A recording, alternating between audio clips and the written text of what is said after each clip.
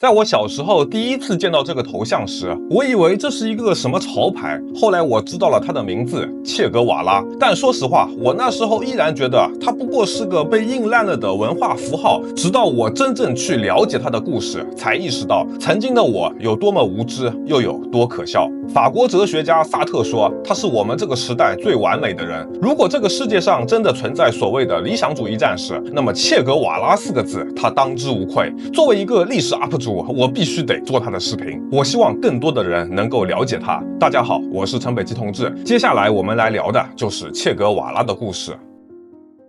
1928年6月14日，阿根廷沿海城市罗萨里奥，一个叫埃内斯托·格瓦拉的男孩出生了。跟我们以往做过的传记不一样，这位主角不是从底层爬起来的苦孩子，格瓦拉家里是富得离谱的那种。他的祖父曾经当过新西班牙地区的总督，总督在殖民体系中是最高级别的官员，光他祖上就传下来数不清的土地和财富。出生在这样的家庭里，格瓦拉本该无忧无虑，但上天给他开了一扇门，顺手关了一扇窗。格瓦拉天生有哮喘，发作起来呼吸困难，每次哮喘一犯，格瓦拉就得老老实实待在家里。那怎么办呢？他家里的藏书非常多，父亲还有私人的图书馆，所以读书成了格瓦拉唯一的消遣。他在中学时期的阅读量已经非常夸张，书名实在是多到列不下，只能给大家看看作者的名字。那这个人的名字对中国人来说格外的耀眼。是的，19岁的格瓦拉就啃过马克思的《资本论》，但他说自己没读懂。一来是马克思的书确实不好懂，二来嘛，一个衣食无忧的富家少爷，对那些穷苦工人的处境根本就没办法切身体会。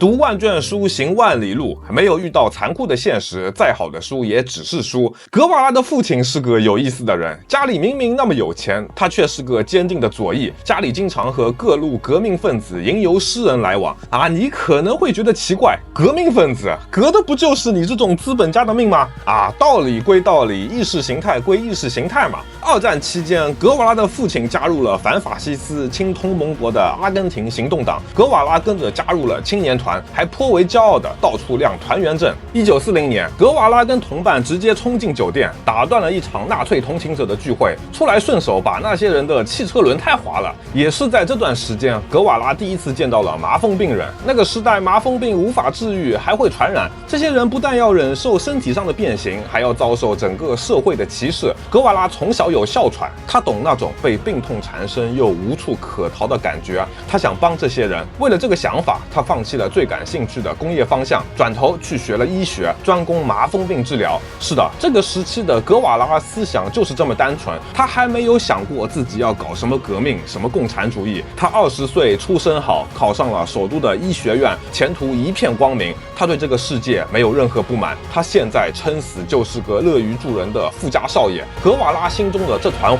迟迟没有被点燃，直到某一天，他决定去外面看一看。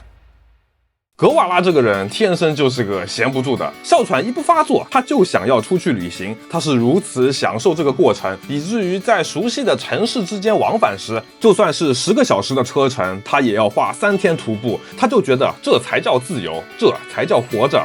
1950年暑假，他一个人骑自行车游历了阿根廷北部12个省，走了4000多公里。1951年，在好友药剂师阿尔贝托的撺掇下，两人决定干票大的，休学1年，环游整个南美洲。他们的座驾是一辆1939年出厂的诺顿摩托车，被他们起名叫大力神2号。计划从阿根廷出发，穿智利过秘鲁，经哥伦比亚，最终抵达委内瑞拉。关于这段经历，大家可以去看一下切格瓦拉写的书《摩托日记》，还是很有意思的。书中写道，因为这是一场说走就走的旅行，所以两个人带的钱不多，日常除了旅行就是到处蹭吃蹭喝。经过不断实践，他们很快成为了吃白食的专家。他们参加摩托车烤肉晚宴，然后假装喝醉去河边呕吐，实际上每次吐的时候都顺手带走一瓶红酒，藏到小溪里冰镇，等晚宴结束再去拿。他们遇到一个好心的保安，给他们提供仓库睡觉。睡前保安吓唬他们说附近有凶猛的美洲狮，格瓦拉被吓到睡觉都抱着左轮手枪。清晨，仓库门上传来了爪子抓挠的声音，格瓦拉不管3七21，抬手就是一轮发射，然后传来了保安喊老婆撕心裂肺的哭声，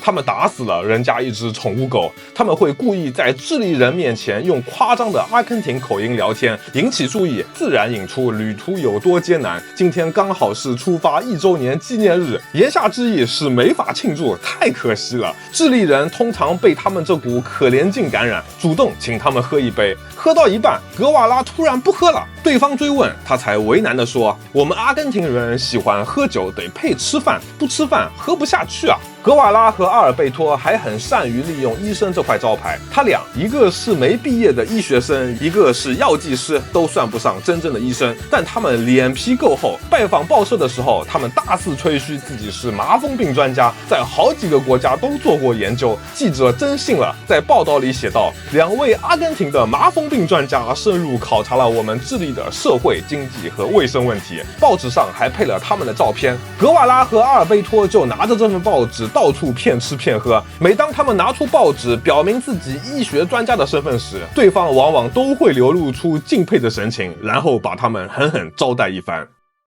在由智利前往秘鲁的路上，格瓦拉和阿尔贝托参观了著名的丘吉卡马塔铜矿，当时全世界最大的露天矿，也是智利财富的主要来源。但可笑的是，这个矿根本不属于智利人，矿场上辛苦劳作的是智利工人，他们脚下是智利的土地，但开采出来的铜矿却归美国资本家所有，利润大头被拿走，只留给工人微薄的薪水和政府有限的税收。从100多年前门罗主义诞生以来，美国就一直将拉丁美洲视为自己的势力范围，极尽剥削压迫。今天在智利发生的事，在阿根廷也发生过。格瓦拉感同身受，义愤填膺。格瓦拉找到一个工头问：“这里死了一个人，会有多少赔偿金？”工头笑着反问：“赔偿金？什么叫赔偿金？不过我们这里倒是有医院，你要看看吗？”格瓦拉看到这个所谓的医院，充其量是一间小平房，2/3的区域是病房，卫生条件差得离谱，到处是老鼠、蟑螂，连电都不通。病床上躺满了人，断手的、断脚的。后来格瓦拉才知道，被诊断为无法治愈的病人就这么躺在这里等死。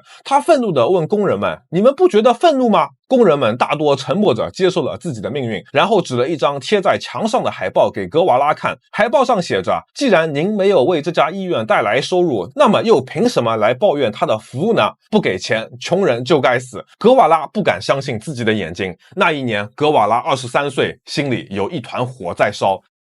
在离开铜矿后，他们又遇到了一对工人夫妇。寒冷的沙漠山区，入夜后气温骤降，这对夫妇冻得身体僵直。格瓦拉和阿尔贝托把自己的毯子给了他们，围坐在微弱的火光下聊了起来。工人夫妇说，他们把孩子留在家里，背井离乡出来找活干，一路上忍饥挨饿，只能去那些条件最艰苦、不查工作证的地方，还要时刻注意警察。格瓦拉问：“为什么要躲警察？”工人夫妇脸上露出一丝神秘而又悲伤的神情，因为我们是共产党人。那是格瓦拉一生中最奇妙的一个夜晚，刺骨的寒风让他瑟瑟发抖，但和工人夫妇的相遇也让他感到格外温暖。格瓦拉意识到，没有谁强迫这些人去信奉共产主义，他们也不在乎是否危险，他们也许永远无法理解其教义，但他们把它翻译成了更好懂的语言。共产主义是给穷人的面包，是让他们活下去的力量。格瓦拉以前读过大量的马列书籍，笔记记了一本又一本，但这些都不及眼前这对夫妇带来的冲击。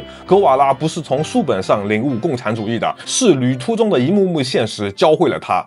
后来，他们又游历了秘鲁、哥伦比亚和委内瑞拉。格瓦拉发现，智利那种不把人当人的情况，在当时的南美各国当中已经算是中上游了。在秘鲁，大量的金矿、银矿被殖民者开采之后，源源不断地运回国内。起初是西班牙人，后来是葡萄牙人、英国人、美国人，他们轮番掠夺这些本该属于劳动人民的财富。格瓦拉意识到了，欧洲的每一座教堂、每一座高楼大厦、每一座现代化的都市背后，都流淌着无数的非洲人、印第安人和美洲人的鲜血。在哥伦比亚，工人饿了吃腐烂的食物，渴了喝泥坑里的泥水。他们虽然属于不同的国家，却有着相同的命运。格瓦拉开始蜕变成一个真正的国际主义者，他不再把自己视作阿根廷人，而是成为了一个拉丁美洲人。1952年9月，格瓦拉完成上万公里的旅行，回到了阿根廷。他把学业应付完，最终拿到了医学博士学位。但格瓦拉知道，他再也不可能去去当一个医生了。他在日记中写道：“我开始意识到有一件事和成为一名著名医生几乎同等重要，那就是帮助这些人。写下这些日记的人，在重新踏上阿根廷的土地时就已经死去了。我已经不再是我，漂泊之旅彻底改变了我，其改变之深远远超出了我的想象。”那么，一个医学博士，一个阿根廷的富家公子，接下来要去哪里寻找他的革命之路呢？这就是下一期的内容啦。感谢你能看到这里。如果喜欢这期内容，不妨点赞关注，这样下次更新了，你就可以第一时间看到啦。我是陈北基同志，让我们下期视频再见。